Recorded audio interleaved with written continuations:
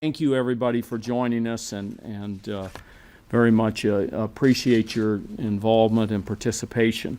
Let me just get right to the heart of what Senator Tester and I are working on. He has a constitutional amendment. I have a constitutional amendment. We're working together on these. We think this is a very good joint approach, and we very much believe that working together on these two amendments, we can resolve a lot of the campaign finance issues that have flowed from Buckley versus Vallejo in 1976. As many of you know, Buckley versus Vallejo was the opinion that said money equals speech, which is, in my opinion, completely wrong. It doesn't fit with the reality of things, and I think it shows how out of touch the Supreme Court is with the politics of the day. Really, the only way to change these Supreme Court opinions is to focus on the issue of changing the court, or getting them to change their opinion, which I think is pretty unlikely right now, or with a constitutional amendment, and that's why we're here today. What the constitutional amendment that I'm focusing on, it limits campaign finance expenditures. It grants Congress and the states the express authority to regulate and limit the raising and spending of money for political campaigns, includes the authority to regulate and limit independent expenditures like those from super PACs and corporations.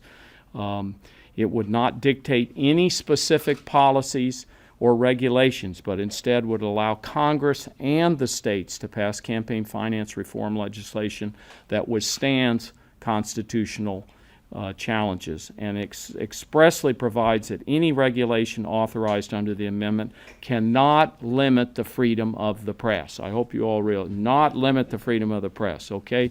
It's been a bipartisan amendment over the years. Senator Bennett and I put this in 2011. He's a lead with me also on it. The bipartisanship has been shared all the way back to the 1980s. Ted Stevens, Arlen Specter, John Danforth, Thad Cochran, and John McCain have all either been on the amendment or voted for the amendment. So with that, I'm going to ask my Western colleague, the great senator from the state of Montana, to tell us about his amendment, and then we're happy to answer any questions. Thanks, John. Yeah, thank you, Tom. I very much appreciate your leadership on this issue. There's a lot of important issues we're dealing with: immigration, education, the national debt, and what these constitutional amendments deal with, and that's dark money. The impacts on our democracy is been huge. Compromise has become something that is a thing of the past. Information that's been doled out during these election processes have been absolutely overwhelming. For instance, in 2006 when I ran, there was $26 million spent on that race. In 2012, there was $47 million, much of it dark money. And that, by the way, is for 495,000 votes. That's almost $100 a vote was spent in this last election because of the dark money, because of the corporations who we don't know who they were, putting in a bunch of dough into these election cycles trying to influence them. It's not good for the Republicans, it's not good for the Democrats, but most importantly, it's not good for our democracy. So I put forth this constitutional amendment that basically says what we all know, and that is corporations are not people. Back in 1912, because of the Copper Kings, we saw Montana's government all but bought and paid for, and the people of Montana stood up back in 1912 and said enough is enough.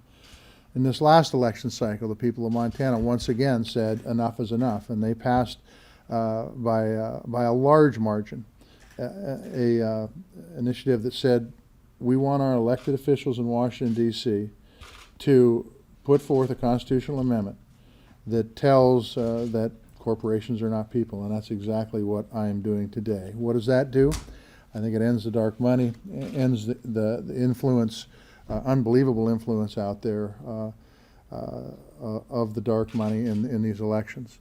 I'll just say this, and this is something that you all know. Every decision that we make that's the least bit controversial impacts somebody in a negative way. And we can talk about those impacts if we know who's putting up the money. But if we don't know who's putting up the money, we can't fight back. And And I can tell you, I saw it firsthand last election cycle. And I think that thanks to folks, leadership of folks like Tom Udall, and thanks to constitutional initiatives like this one, I think we can put the elections back in the hands of people and their ideas, not corporations and their money. So with that, we'll open it up to questions. Please. Well, how do you get in a Congress where the Democrats don't have 2/3 and Republicans control it? How do you actually get it through Congress to even get to the states? Well, just let me say this. The Montana Republican Party had a convention here last week in Montana, and there was a good, large group of Montana Republican legislators that stood up and said, we want to end dark money, we want to end it today. Washington, D.C. needs to take their lead. This should not be a partisan issue. This should be a bipartisan issue because it's not good for the democracy. And I think that the more we talk about it, the more we put this issue out front, the more folks are going to start realizing that this isn't good for Democrats, it's not good for Republicans, it's not good for our democracy. We all need to work together to fix it. You know, building on what John said, if you look across the country, the campaign finance reform that's been done at the state level and at the local level has been very, very bipartisan, and it's growing up and out of the grassroots, and it's something that is taking hold. It hasn't hit here yet, but I think the fact that my amendment in the past had these 5 Republicans on it, either voting for it and supporting it, shows that we've got support there, and the both sides ought to be very, very concerned about where we're headed on this. If you look at an election, Senator Tester has been through it more recently than I have, an election where this money comes in and you don't know where the money's from, completely corrupts democracy and the whole connection between elected candidates and the democracy itself. So this is something that we've got to get a hold of. I'm reminded my grandfather ran for Supreme Court in Arizona in 1948, the year I was born, and he campaigned on $928. I mean, you can go back. John could pick out people in Montana. Money was not flooding the system the way it is today. And it's not having a good impact, and we have to get control of it, and that's what these 2 amendments do. What's your assessment of the prospects for any type of campaign finance legislation getting to the floor of the Senate anytime soon, before the next election, say? Is that a possibility? Well, I think we're going to see a Disclose Act vote this cycle, would be my guess. That seems to be the one that has the most chance, because in the past Republicans have been so very, very supportive. They have said over and over again, we want everything out there, we want it on the internet, and we want it to be instantaneous. Yeah, and I would agree with Tom. I think that the disclosure bill is probably going to be the first one and most likely to vote on. And why? Because transparency is good in government, and elections are a part of government. And so, but I think just as important is the fact that Tom is pushing for his legislation, I'm pushing for my legislation, trying to get critical mass, and it may help not only get these across the line, but the Disclose Act across the finish line, so we can get it put into place. And it's the dynamic of the 3. Just building on Jonathan's question, how many co-sponsors are on each of your bill? And I know you talked about some Republicans who had supported yours in the past. Are they some of them that are current members, like Senator McCain, are they supportive this time around as well? Well, we're at the very early stages. I don't think this has only been in circulation a couple of days.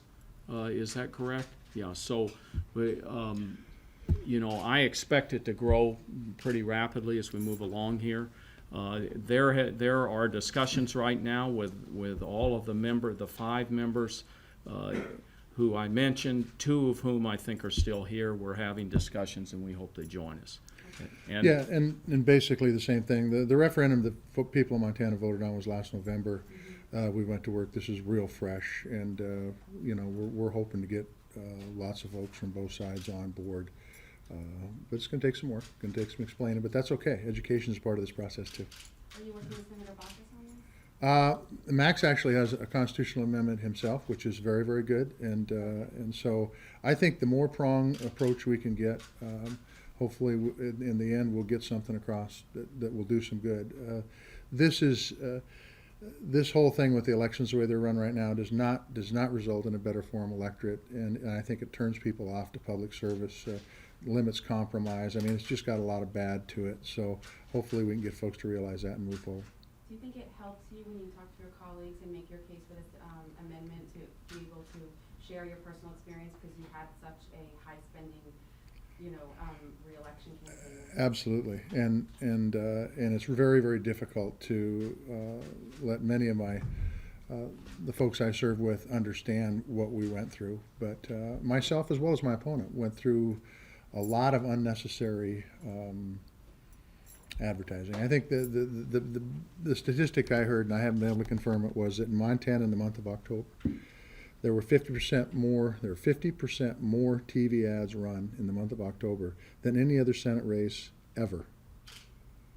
So, I mean, it shows you the kind of money that came in, and a lot of this money we didn't know where it came from, didn't know who was doing it, and some of it was for me and some of it was against me, but it all needs to be either transparent or get the elections back in people's hands. I think that's what's critically important.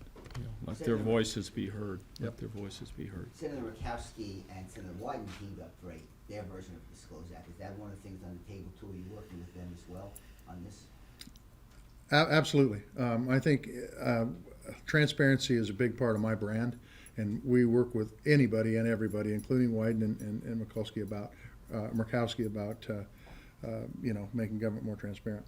Yeah, there are a lot of what I would call bipartisan efforts that are sprouting out there. I mean, I know that Senator McCain joined Senator Whitehouse on an effort to take up the Montana Supreme Court case to try to make sure that the Supreme Court would take a look at that. And so I think we're at the point where we need to show folks that we are headed in the right direction with these two amendments, that these are the ones to coalesce behind, and that this is going to do the job and turn the elections back over to the American people. Okay. All right. Thank you Thank you very all very much. much. Really Yep. appreciate it. Yep. Thank you. Thanks, Tom. Thanks you, John.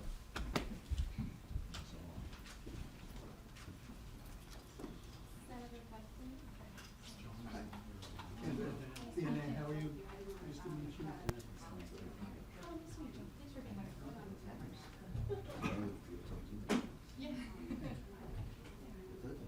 Yeah, you did, thank you. Well, I want people to RSVP, so. Sure, nice.